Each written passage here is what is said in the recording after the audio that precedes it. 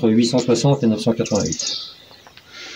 Donc Voilà. dans l'église. Dans l'église. Okay. Et ce qui fait ce petit bâtiment qui a l'air de rien, une des plus anciennes églises en élévation de toute la Bretagne. D'accord. Voilà. Bon, on ira la voir après. Là, Alors, pas très bien, mais... moi, j'ai pas la clé sur moi, malheureusement.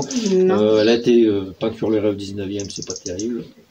Mais elle est inscrite comme monument historique, ce qui fait que le château lui-même est déjà protégé. D'accord. Par le fait, mais il faut inscrire le château pour avoir droit à subvention. Mais l'ensemble est remarquable, là, pour le coup. Et question, la SCCI, l'acquisition, elle ferait l'acquisition de quoi? Du château, de l'église, des deux, de quoi? L'église était paroissiale jusqu'en 1950, elle a fusionné avec la paroisse de la Chapelle du Loup. Les communes ont fusionné à leur tour en 2017. Oui, 18. Et depuis la loi de séparation de 1905, les églises paroissiales sont passées aux communes. Okay. Donc elle est communale. D'accord. Voilà, c'est la question. Pas de problème. Non, nous, on n'achète que le château, tout ce qui est circonscrit dans les douves. D'accord, ok, voilà. Très bien. D'accord. Voilà. Oui, je m'en occupe. Merci beaucoup, Philippe. Merci beaucoup. Très bonne journée. Comment on va faire? Nous, on a déjà du mal à s'occuper du château.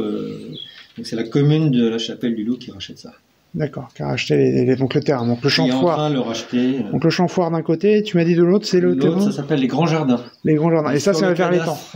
Ça touche, c'est entre l'église et le château. D'accord, ok. Et l'église et l'étang, pardon. Oui, l'église et l'étang. Et sur le cadastre de 1835, on voit des vagues linéaments en pointillés, dessinant ce qui ressemble beaucoup à un jardin à la française. D'accord. Une épave à ce moment-là, quoi. J'ai une question. Toutes les pierres là sont mises comme ça pour tenir. Et après, il y a des grosses pierres qui viennent. Alors, toutes ou c'est que celle-là? Apparemment que celle-là, des belles dalles de schiste. Ouais, c'est pour ça. Je ne vais pas parler de ce qui constitue le château, c'est essentiel, le schiste. D'où il vient, le substrat local, mais on n'a pas trouvé les traces d'exploitation pour combler au fil des siècles, etc. Essentiellement ça, pour les encadrements, les ouvertures, les niveaux, marquant les niveaux, granit, on ne sait pas exactement d'où il vient. On fait appel à des géologues, il y a des opinions contradictoires là-dessus. Et également, troisième matériau, l'huile locale, du calcaire coquillé qui sert pour les manteaux des cheminées. Il provient d'extraction du lac.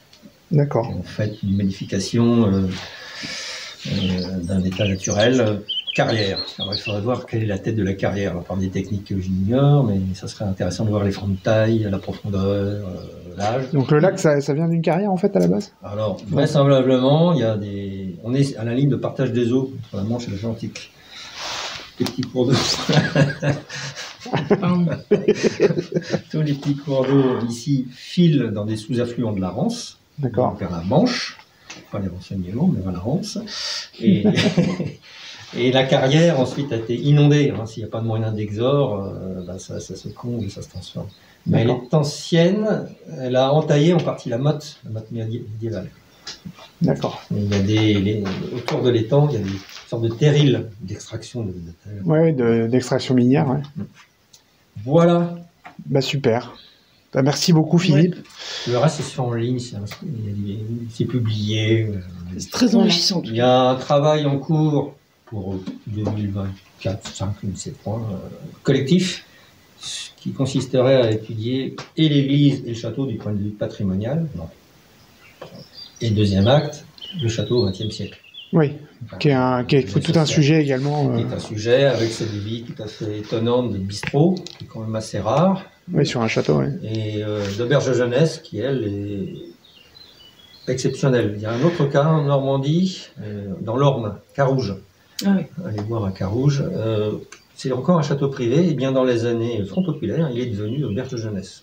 Comme celui-ci. Comme celui-ci. Et ça a fonctionné peu de temps, jusqu'en juin 40, lorsque nos amis allemands sont venus faire du camping ici.